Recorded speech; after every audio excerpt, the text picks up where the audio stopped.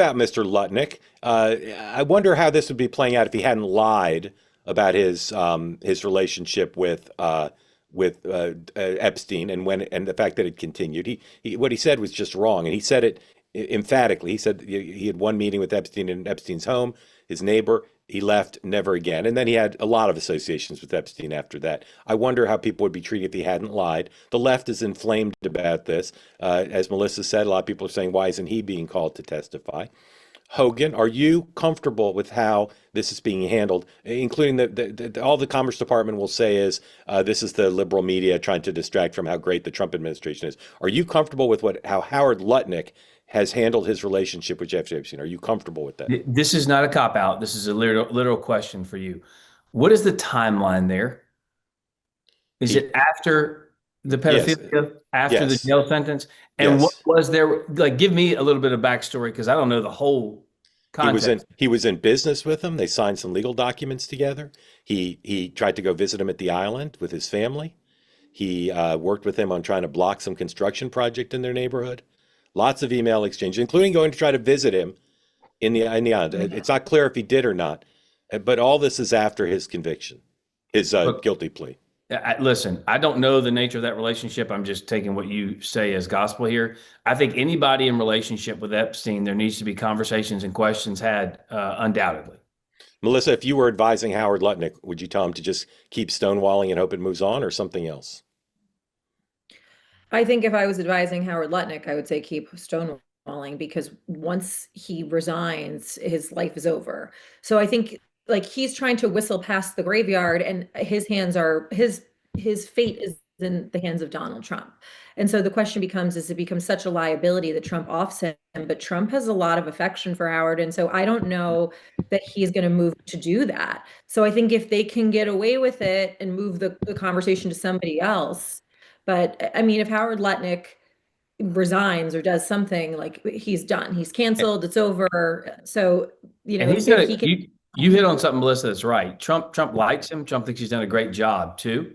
So I'm gonna be interested to see how that plays out for sure. Here's what I'm just amazed. I read a lot of these stories. I don't read every one, but I've not seen this in any story. Okay, the president, people were mystified. What's the president protecting? Is he protecting himself? Is he protecting a member of his family? Why did he oppose disclosure? And then Marjorie Taylor Greene said, the president told me he's opposing disclosure because he wants to protect his friends. That's what Marjorie Taylor Greene said after talking to the president. Now, you can say whatever you want about Marjorie Taylor Greene. She's actually a pretty reliable narrator. Maybe not when it comes to space lasers, but when it comes to what happens on planet terrestrial Earth, pretty reliable. Howard Lutnick did a podcast interview where he said, I had this one interaction with him. He showed me his massage table. My wife and I stormed out, and we resolved never to be in the room with him again. Now, it's an interesting Clinton-esque phrasing. Maybe if you're at the beach with him, you're not in a room, so that's okay. Anyway, if I'm Howard Lutnick and I know that I've got all this email stuff with Jeffrey Epstein sitting there, okay? Again, I just amazed no one's talked this through the way I'm doing it that I've seen. So you're Howard Lutnick. You know you signed a business contract with Epstein. You know there's email exchanges about trying to keep the Frick construction project from ruining your neighborhood, and you know you emailed him to say, "Can my family come visit your island?" Okay, and your boss is the president who controls whether the documents are released. Presumably, someone should ask Howard and maybe the president. Did Howard ever say to you, "Hey, Mr. President, buddy, Donald, don't let these documents come out because I'm on the record saying my relationship with Epstein ended, and there's a paper trail as long as the Commerce Department aquarium." I don't know how long that is, but it's long. So showing that I had contact with him. Isn't that obviously what happened? I mean, who knows? But some version of that very well may have happened. But, I think that, first of all, what's happening with this Epstein file disclosure on principle, I think is very dicey territory because you're releasing everybody's names, everybody's emails, all of these things. for people who are not found guilty of committing crime and then letting them be hung in the public square. And I think Yes. it sets a very dangerous precedent.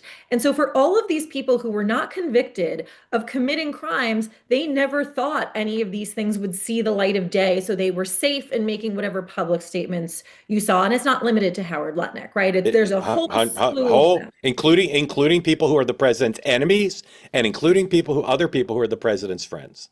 Hogan, But I I'm mean, not trying to compare Billy Graham to Howard Lutnick, but it would be like, Melissa, this is the question I think and the concern of so many in and around this process is if you release all the files and you're like, Billy Graham was this Christian leader was in the Epstein files, what? And then you read it and it's like, well, they held a Bible study and he was trying to help him come to Christ.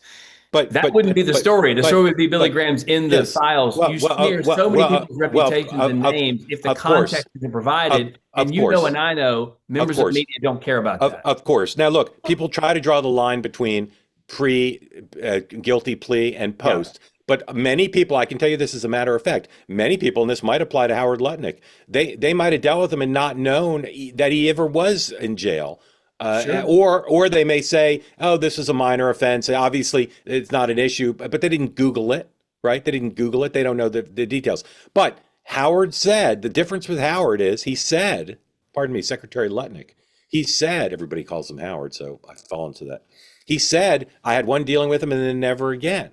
That's why I think that this is worse for him than it would be for other people. They say that something that's easy is like a walk in the park. Well, easier than a walk in the park, hit the subscribe button, be part of the two-way community, never miss an episode, be part of our conversations. Thank you for your service to America. And don't forget, you can now listen to the morning meeting and Two-Way Tonight on Apple, Spotify, or wherever you get your podcasts.